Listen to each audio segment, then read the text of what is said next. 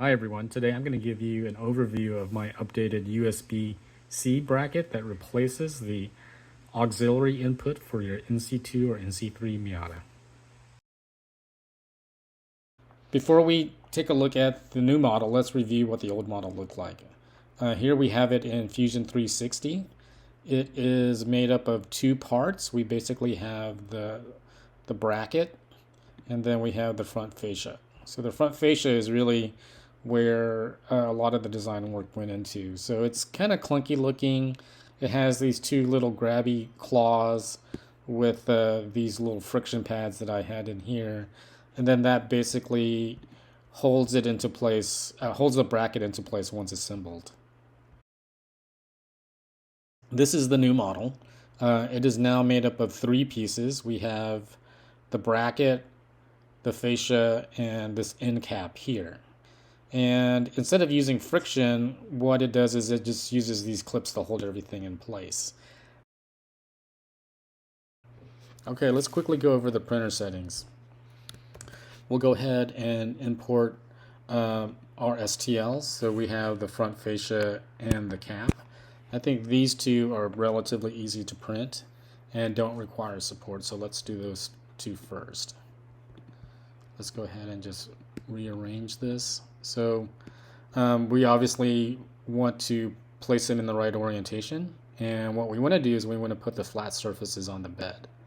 And in the Prusa slicer, you can just select the model and then select this tool, place on face, and then select the appropriate side that you want to be on the bed itself. So we'll do that for both. We'll go ahead and rearrange them so they're neat. And then we'll go to our print settings. So let's just start off with all the defaults. Since we're not going to be printing any support materials, you can just click that off. And then we'll go back to our platter and we'll slice it. So if we zoom in real quick, Prusa is going to tell you that, that these edges here could use some supports. But with my Ender 3, I don't seem to have a problem printing these out, since I think it's about a 1.5 millimeter span or overhang, and it seems to do okay with these settings. Now your mileage may vary, so you might want to add supports to it, and I'll show you how to do that when we print out the bracket itself. So let's zoom back out. Go back to our platter. Let's just remove these and let's go ahead and import in the bracket.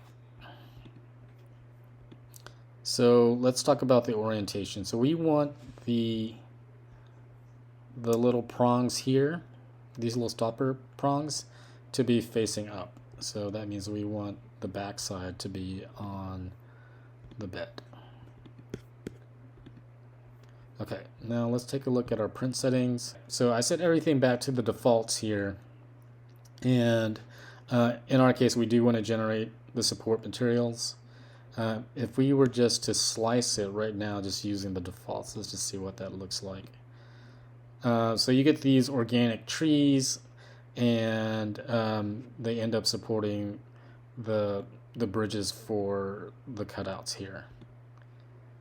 Now, I've had experiences with this, and just getting this to dislodge from the model can be a little bit difficult. And in addition to that, I think we're wasting a lot of filament material for this particular bracket.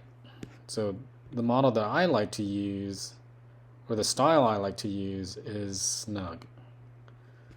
We go back to our platter here.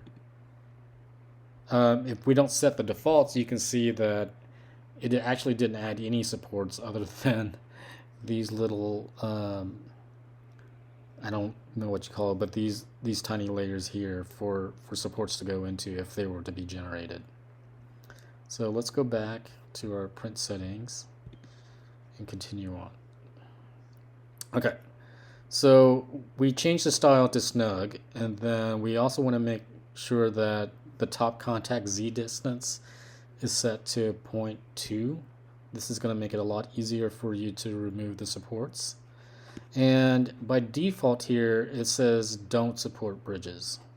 So we want to uncheck that so that those are going to be generated.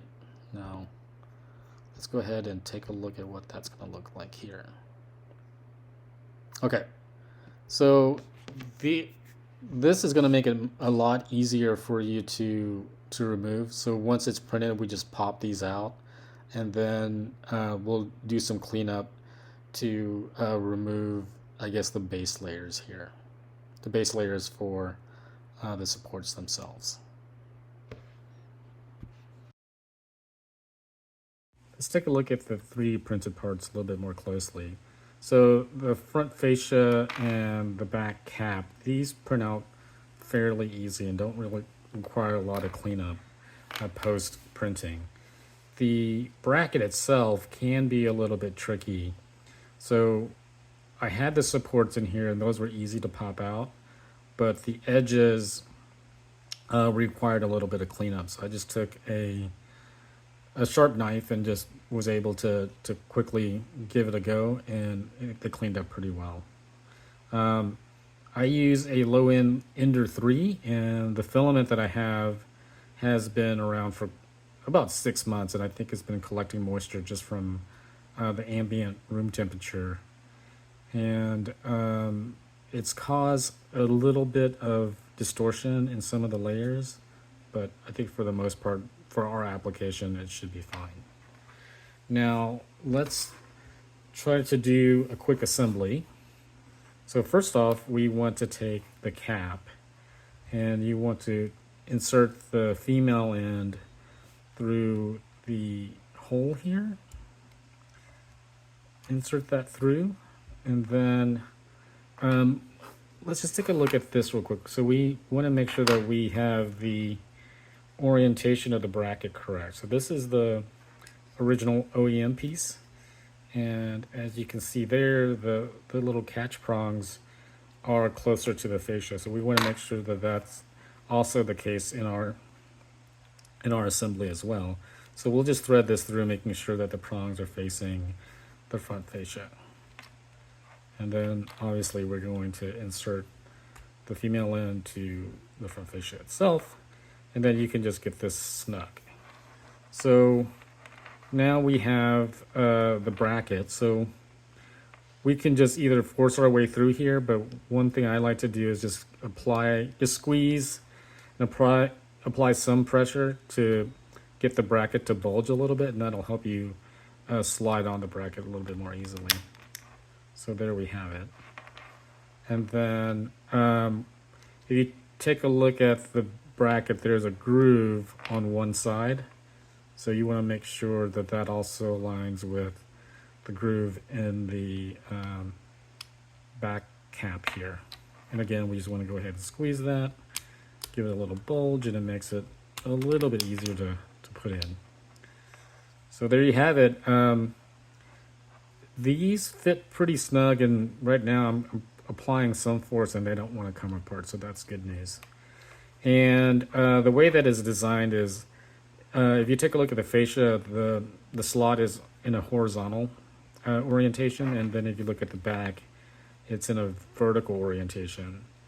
And when you plug in your cable, you're going to be obviously applying some force, and then it's going to catch back here on the cap, and then that cap is basically going to prevent the whole USB plug from sliding back.